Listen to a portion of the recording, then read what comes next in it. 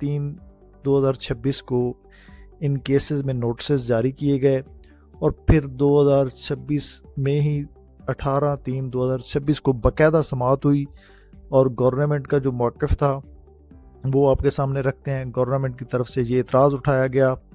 پہلے سے موجود ڈویژن بینچ کے فیصلے کے مطابق صرف وہی افراد نوکری کے اہل ہیں جن کا حق سپریم کورٹ کے فیصلے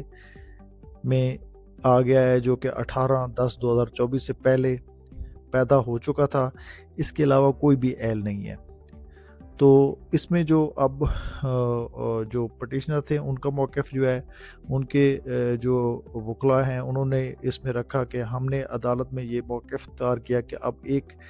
نیا فیصلہ وفاقی آئینی عدالت میں آ چکا ہے، اور قانون کے مطابق وفاقی آئینی عدالت کا فیصلہ پورے پاکستان میں بائنڈنگ ہوتا ہے۔ ہر عدالت اور ہر سرکاری ادارہ اس فیصلے کو ماننے کا پابند ہے۔ تو لاہور ہائی کورٹ کا جو فیصلہ ہے، تمام دلائل سننے کے بعد، وہ یہ ہے کہ لاہور ہائی کورٹ نے ایک انتہائی اہم اور واضح فیصلہ دیا ہے، وہی اصول اپنایا جائے گا جو وفاقی عدالت نے طے کر دیا ہے۔